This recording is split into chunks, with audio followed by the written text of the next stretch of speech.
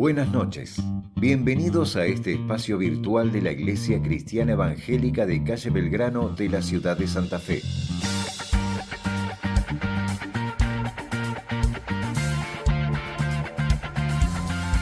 Hoy estaremos compartiendo un nuevo encuentro espiritual para alabar a Dios y también escuchar su voz.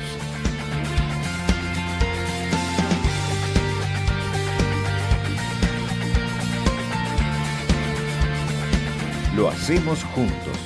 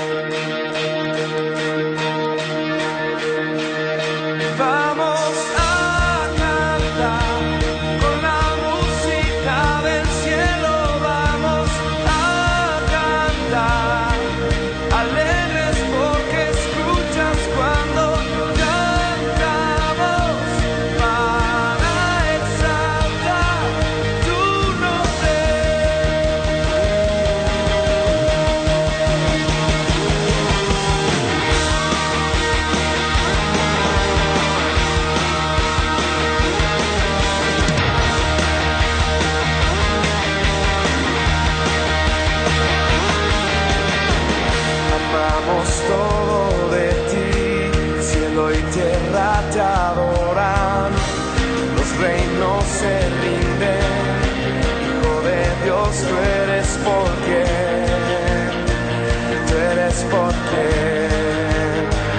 vivimos hoy.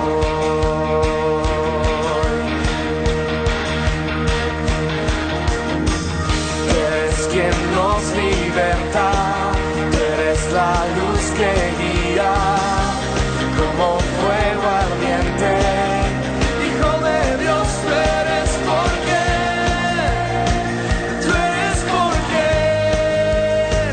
vivimos hoy.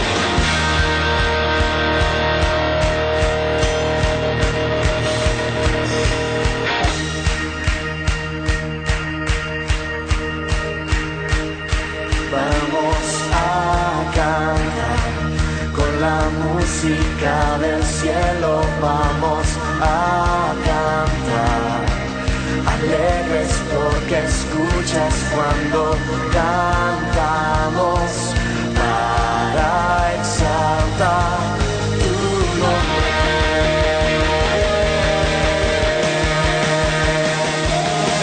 Vamos a cantar con la música del cielo, vamos a cantar alegres porque escuchas cuando cantamos para exaltar tu nombre. Tú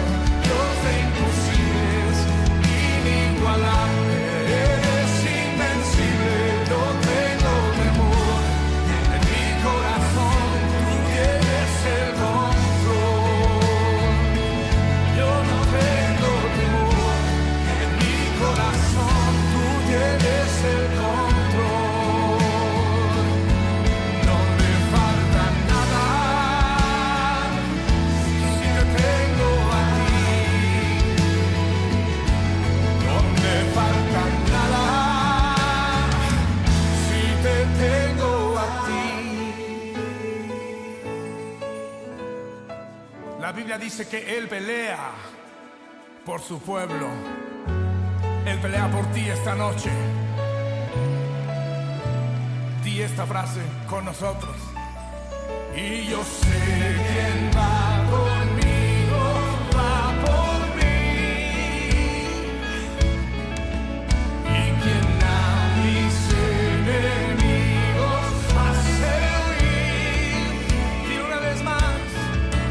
Y yo sé quién va conmigo, va por mí. Y quien a mis enemigos hace reír.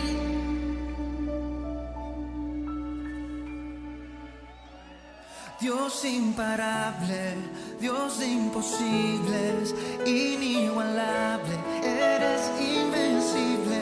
Dios imparable, Dios de imposibles, inigualable, eres invencible. No tengo temor, en mi corazón tú tienes el control. No tengo temor, en mi corazón tú tienes el control. No me falta nada si te tengo a ti. No me falta nada si te tengo a ti Jesús. Falta nada si te tengo a ti. No me falta nada. Si te tengo a ti, Señor, no me falta nada. Si te tengo a ti, no me falta nada, porque te tengo a ti.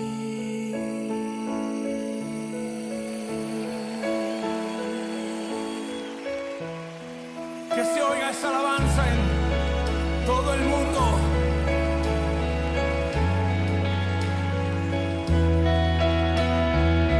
No me falta nada. Te tengo a ti, Jesús. Empieza a adorar en tus propias palabras. Llena este lugar de adoración. Te tengo a ti. Te tengo a ti. No me falta nada. Tú peleas por mí.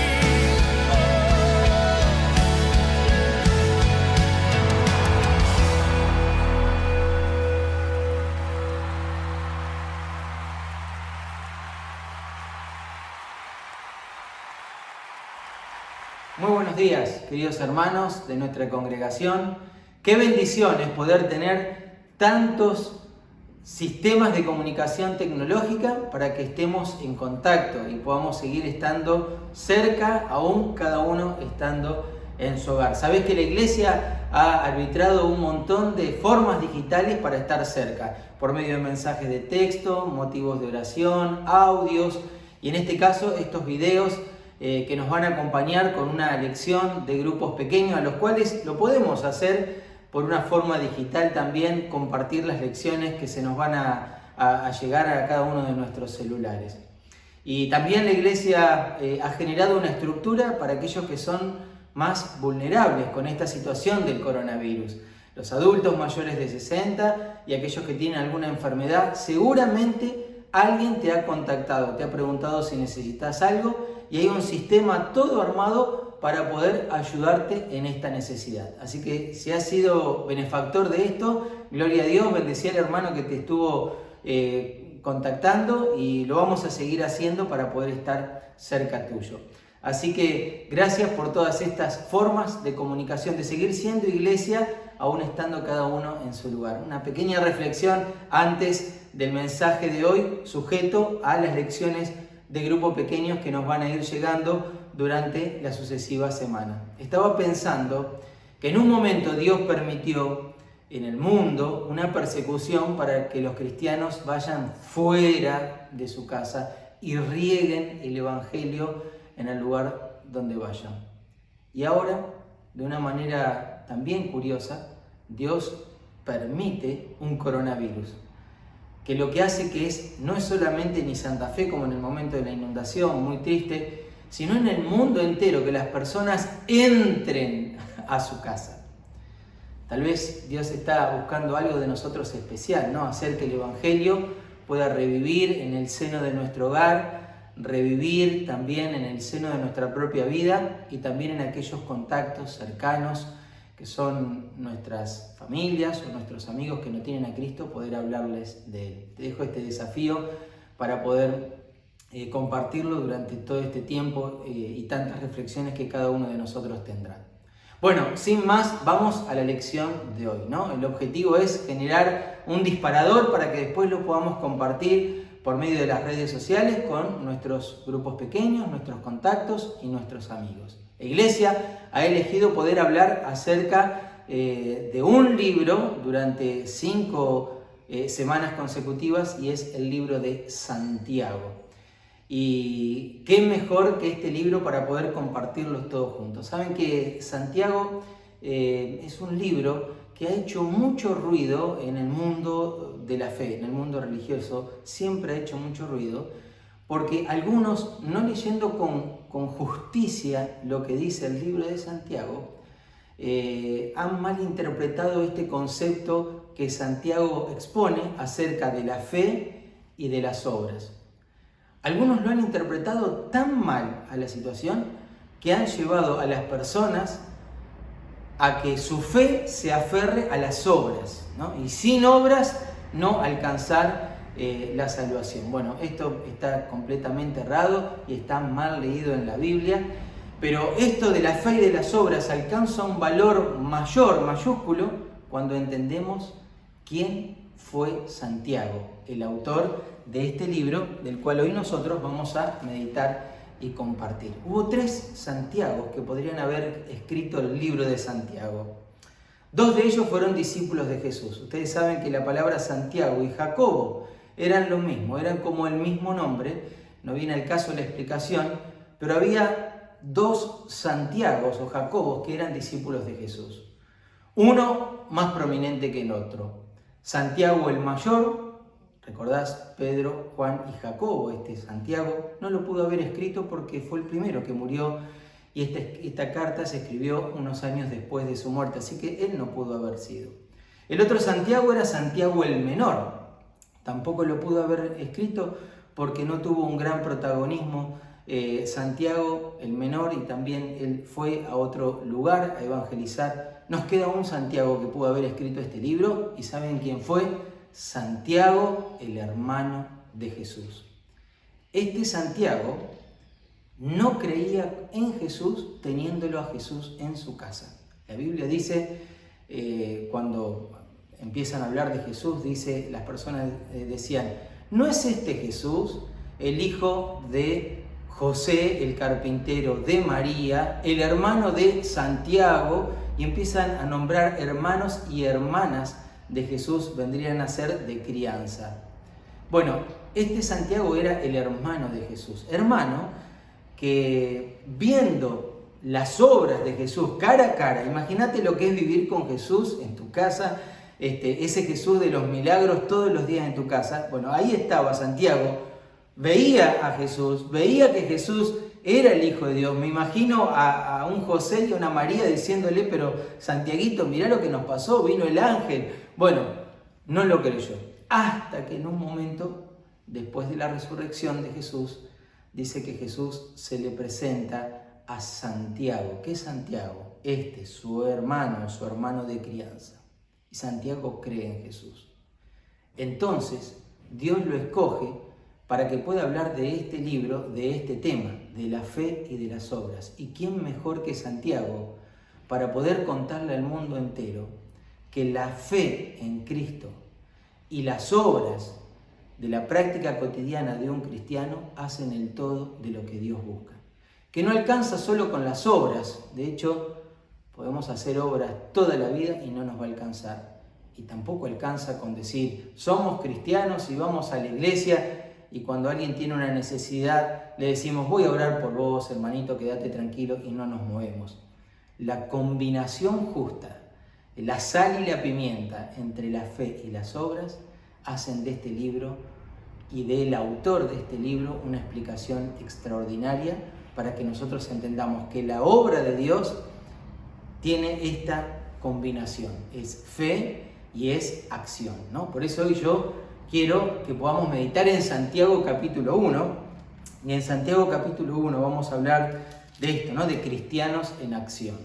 Cristianos porque tenemos fe en Cristo, pero en acción porque nuestras obras muestran lo que nuestros labios dicen, ¿no? Bueno, en esta lección que vamos a ver hoy y que después nos va a ayudar como puntapié inicial para el resto de compartir en los grupos pequeños, se nos va a hablar de 3 cosas y quiero que prestes atención, ¿no? Esto de cristianos en acción, ¿cuándo?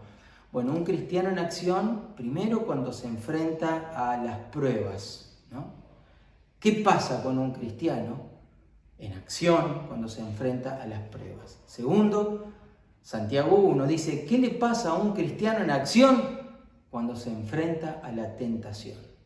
Y tercero y último, Santiago nos dice, ¿qué le pasa a un cristiano de fe, de acción, cuando se enfrenta a la palabra de Dios? 3 cositas. Primero, cuando un cristiano se enfrenta a la prueba. Dice así la palabra de Dios. Hermanos míos, fíjense qué tono pastoral describe Santiago. Un tono de cariño, hermanos míos, ¿no? Santiago era un pastor itinerante, de gran reconocimiento en su palabra, en distintas iglesias nacientes en aquel momento. Por eso dice así, hermanos míos, con cariño, los está llamando a esta reflexión. Tened por sumo gozo cuando os halléis en diversas pruebas, sabiendo que la prueba de vuestra fe produce paciencia. Mas tengan la paciencia su obra completa, para que seáis perfectos y cabales, sin que os falte cosa alguna. ¿Qué le pasa a un cristiano cuando se enfrenta a la prueba? El objetivo es que nosotros podamos alcanzar a ser, como dice acá la palabra, perfectos y cabales. Esta perfección no habla de no tener pecados ni manchas, sino que esta perfección habla de querer imitar a Jesús. Es decir, que una prueba en la vida de un cristiano lo conduce a la madurez espiritual. Bueno, pruebas hay miles. Y acá lo dice Santiago, diversas pruebas, es decir, que vienen de distintos lugares, de distintas formas y de distintos alcances. Diversas pruebas que vienen a la vida del creyente. Las pruebas son, a ver cómo decirlo, como un examen, ¿no? Es decir, uno estudia para una prueba, para un examen, y cuando estudia, va preparado y está nervioso. ¿Qué son las pruebas? Bueno, las pruebas son como esos exámenes, ¿no? Como cuando uno se prepara para ir a la escuela o a la facultad, estudia y va y rinde. Rinde con el objetivo de salir bien, aprender la materia y no tener que volver a poder rendir ese examen. Eso es una prueba que viene de Dios para poder hacernos maduros en la fe. ¿En qué? ¿Madurarnos en qué? Bueno, lo dice la palabra, te invito a que lo leas en tu casa, pero para hacerlo sencillo, Santiago nos enseña por medio de Dios que tenemos que ser maduros en nuestras emociones. Fíjense que la Biblia dice que tenemos que tener por sumo gozo cuando nos hallamos en pruebas. Bueno, ¿a quién le gusta pasar una prueba? De hecho, ahora estamos en medio de una prueba mundial. ¿Y a quién le gusta estar encerrado y tener que pasar la prueba? A nadie. Pero sí cultiva en nosotros esa madurez emocional, sabiendo que Dios tiene todo bajo control. También dice que nos genera una madurez en nuestro término espiritual, ¿no? Porque dice, el que le falte fe, pues pídasela a Dios, que tiene para darle la abundancia. Es decir que cuando nosotros nos vemos en el momento de la prueba, en la tormenta más severa, más grave, más difícil, lo que Santiago nos indica es que vayamos a aumentar nuestra intimidad espiritual, pidiéndole a Dios esa fe sustentadora. También dice que tenemos que tener madurez no solamente en nuestras emociones, en nuestra vida espiritual, sino también en nuestro carácter. Porque dice que por pasar por una prueba, la estación intermedia es la paciencia. Y esta palabra paciencia no es cualquiera, ni tampoco es, o quiere decir, quedarse por ahí tirado hasta que se resuelva el problema. No. Es la misma palabra que utiliza Salmos en el Salmo 40, es decir, esperar activamente que Dios nos bendiga y nos saque, ¿no?, del pozo y nos haga parar en roca firme. Hermanos, ¿qué produce en nosotros la prueba? Bueno, estamos en medio de una prueba. Lo que produce es madurez en el cristiano que aprende a depositar sus emociones, su carácter y su confianza plenamente en Dios. Pero después dice, la Biblia dice, ¿qué le pasa al cristiano en acción que se enfrenta a la tentación, ¿no? Dice el verso 12, bienaventurado el varón que soporta la tentación, porque cuando haya resistido la prueba, recibirá la corona de vida que Dios ha prometido a los que le aman. Es decir, el cristiano también pasa por la tentación. Bueno, como Santiago lo dice, la tentación no viene de Dios. No viene de Dios. Dios no puede ser tentado y no tienta a nadie jamás. La pregunta es, ¿de dónde viene la tentación? ¿No? Esta es la gran pregunta y la gran resolución que tiene el ser humano, ¿qué es? Es decir, la tentación, la culpa de todos mis males la tiene Satanás, ¿no? Esa es una forma muy sencilla de sacarnos de encima el problema. Satanás tiene la culpa de todo y culpa de él. Yo soy un pobrecito, una persona que el enemigo me tiene ahí siempre mirándome y caigo porque yo soy bueno y bondadoso y la culpa es de Satanás. No. Satanás tiene mucha culpa, de hecho, pero acá dice Santiago de dónde proviene la culpa, ¿no? Este facilismo de pensar que el problema siempre está del otro lado nos impide a nosotros ver nuestros propios problemas. Es lo mismo que le pasó a Adán y Eva, ¿recordás, no? Dios lo vio a Adán, le dijo, Adán, ¿qué hiciste? La mujer que me diste. Eva, ¿qué pasó? La serpiente que pusiste. Siempre la culpa el otro, ¿no? Donde Dios busca, esto que nos responsabilicemos de nuestros actos, ¿no? Y cuando uno pide perdón, pues entonces encuentra la misericordia de Dios. ¿De dónde viene, dice Santiago, esto de la tentación? Dice acá en el verso 15, de nuestras propias concupiscencias. Es una palabrita media complicada porque no estamos acostumbrados a escucharla. Pero en realidad quiere decir que viene de lo que nosotros somos como persona y que nos gusta alcanzar por fuera de los caminos que Dios los tiene preparados. Juan había escrito 3 cositas, ¿no? Los deseos de la carne, los deseos de los ojos y la vanagloria de la vida. Estas 3 cositas son muy profundas y no me da el tiempo para describirlas, pero para ser sencillo, los deseos de la carne que nos llevan a caer en el pecado. ¿Qué son los deseos de la carne? Es todo lo que nutre a nuestra vida, a nuestra carne, ¿no? Lo que necesitamos para vivir. Pero el enemigo, ¿qué es lo que hizo? Le subió el voltaje, como cuando le subimos el volumen a la televisión y a la radio. Entonces llevó que una alimentación natural y normal, que tomar vino de manera habitual, incluso recomendado por la medicina, que disfrutar de la santidad en la sexualidad, en la intimidad de la pareja, todo eso que Dios lo creó para hacerlo bien, el enemigo le subió el voltaje y hoy entonces una comida se transforma en una comilona, un vaso de alcohol en un problema severo de adicción, y la sexualidad, ¿para qué hablar, hermanos? Todo lo que pasa y los problemas que tenemos en las familias, en la sociedad, en los adolescentes y en los jóvenes, ¿no? Esos son los deseos de la carne. Los deseos de los ojos están en aquello que nos ilumina, ¿no? Que nos gusta, que nos atrapa, que también están puestos para que sean de nuestro bien, pero que el enemigo le subió el voltaje. Y de repente lo que a nosotros nos gustaría tener, una casa, un auto, se termina transformando en el objetivo primario de mi vida.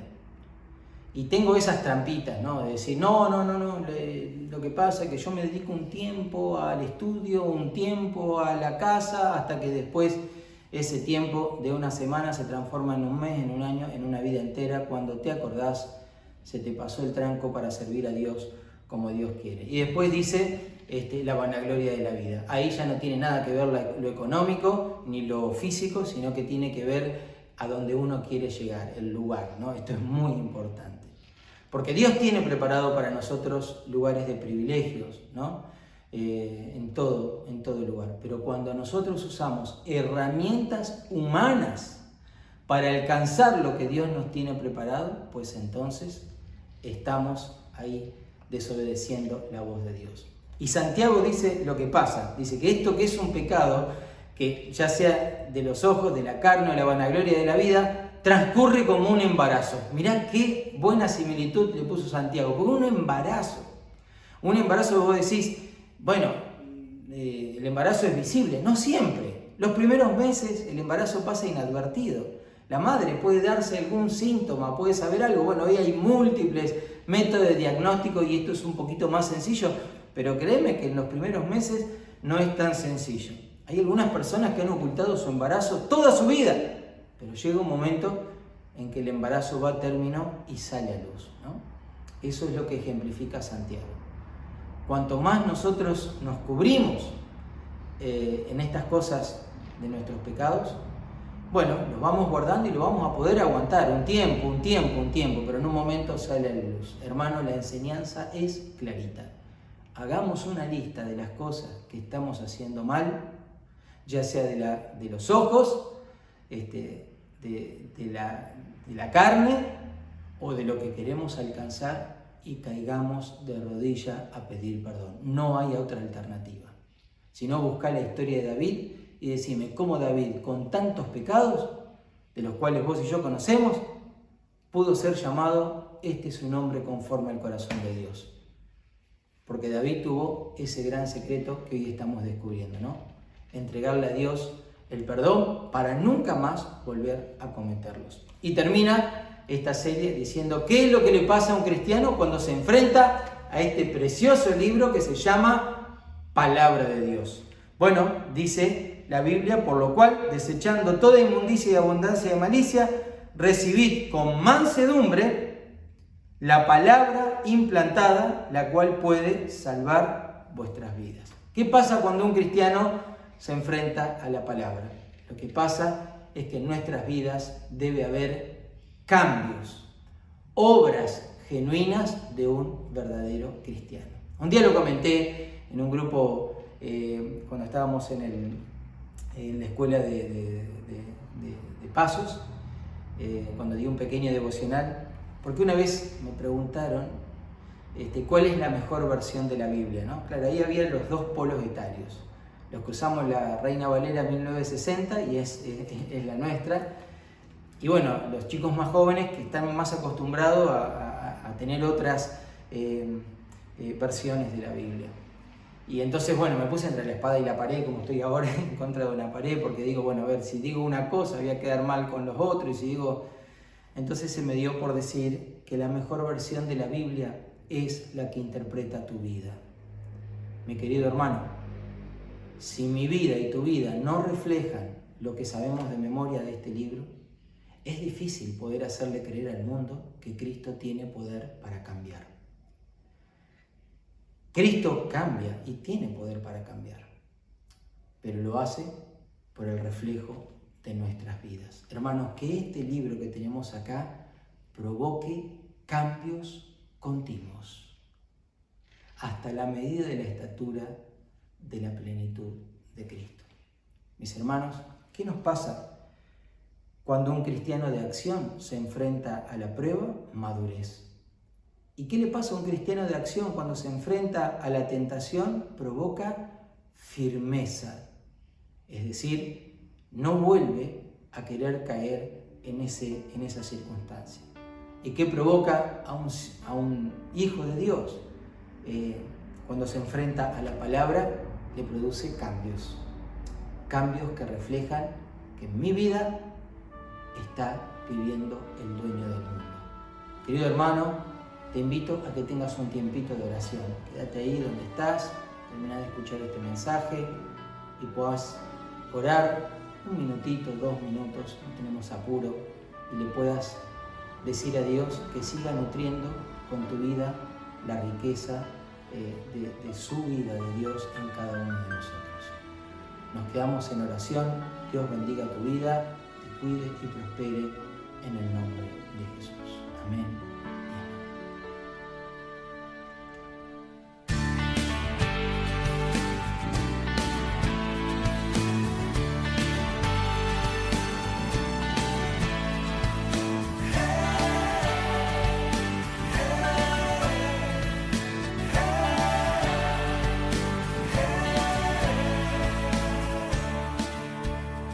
Nuestro encuentro de hoy está llegando a su fin, pero usted puede seguir en contacto con nosotros a través de nuestras redes sociales y sitio web que aparecen en pantalla.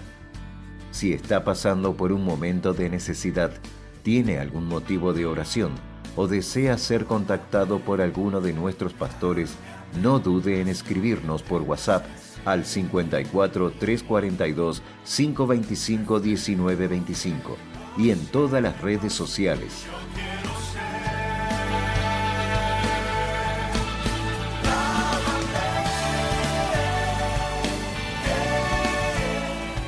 Y recuerde, en este tiempo de dificultad, ¿qué pues diremos a esto?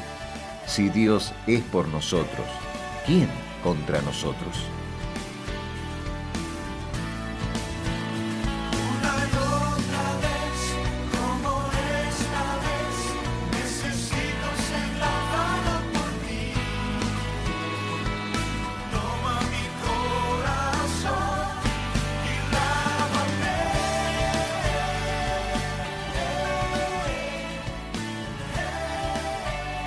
Somos Iglesia. Dios te bendiga.